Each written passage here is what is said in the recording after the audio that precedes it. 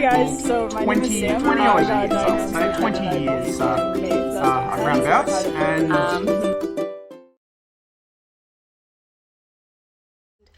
What scares me about T1D is being reliant on insulin for the rest of our lives from a synthetic drug, not the insulin that our bodies make naturally. Being reliant on a synthetic drug that I need to go and get a prescription for, so I need to rely on someone else again to go and prescribe this medication for me that I need to live. And that scares me because, if anything stops me from being able to get to a GP, just you name it. There's so many different scenarios that go through my head. And just being reliant in general on other people is something that scares me about being type 1. I prefer to tackle things on my own. That is why I take such good care of myself, because I want to ensure that I don't need to rely on anyone else or need to mitigate any problems down the line.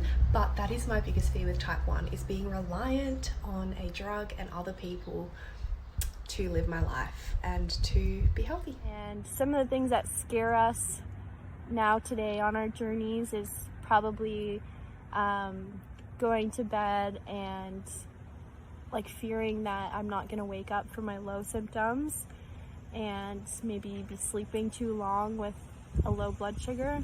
And I'm low right now, apparently. Just got the notification.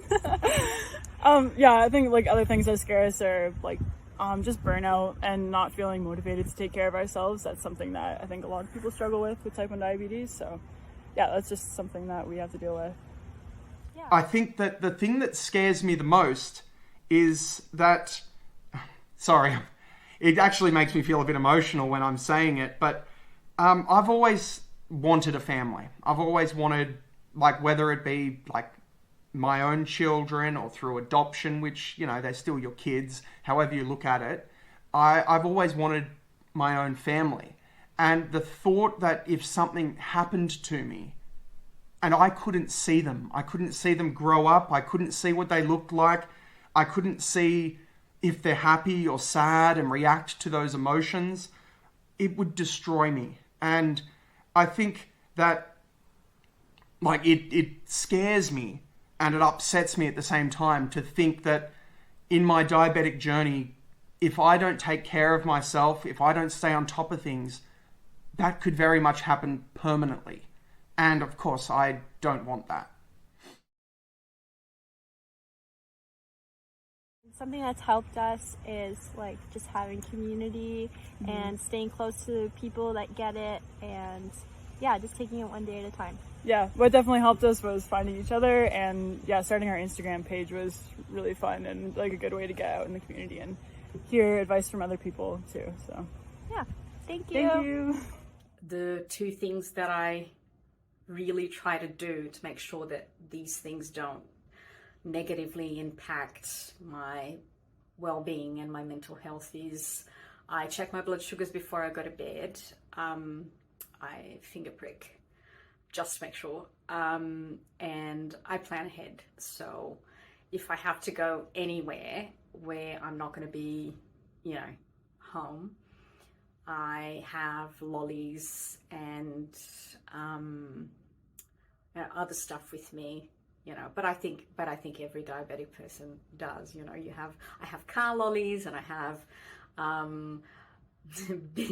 in my beach bag I have lollies, and I have lollies in my drawer at school where I teach. I have my backpack lollies, I have my running lollies, or whatever, wherever I go. I usually have this backup plan, so I don't have to be scared all the time. Yeah, that's about it.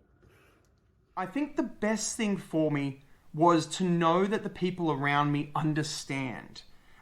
Whether it be sitting down with your partner or your family and discussing, letting your emotions out, and just getting that reassurance that the people around you understand what you're going through. Maybe they need to research it, maybe you need to explain them, maybe you need to have like how they have fire drills, maybe have some emergency drill where you do some situation like a mock-up situation, a make-believe role play, where you see how they react.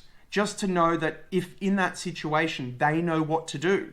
Maybe it's everything from how to treat a hypo to finding your emergency needle, when it's time to call an ambulance, like noticing signs or preparing in advance for what might come down in the future. Maybe, we know with diabetes, there's issues with eyes, there's issues with kidneys, blood pressure, like nerve endings. Sometimes you might lose a digit or a limb even. Like there's so many things that can come with it, that being prepared, we get all these information sheets or you research yourself. Do you share that with the people around you that care about you? That's an important thing, I think, moving forward, is taking the attitude and sometimes swallowing your pride and admitting to people around you that it does scare you.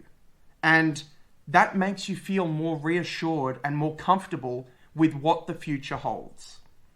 So I hope what I've said hasn't scared you, hasn't made you worry about these kind of things happening to you. Like I said, yes, it can happen, but be prepared.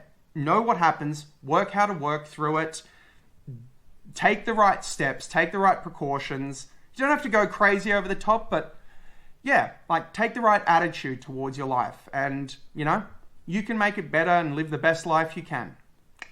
All right, that's it from me. I'm going to go find myself some sugar-free Halloween lollies and candy. I'm Rowan Fay, aka Australia Guy from Life's Tough Questions, and I don't have a clever sign-off.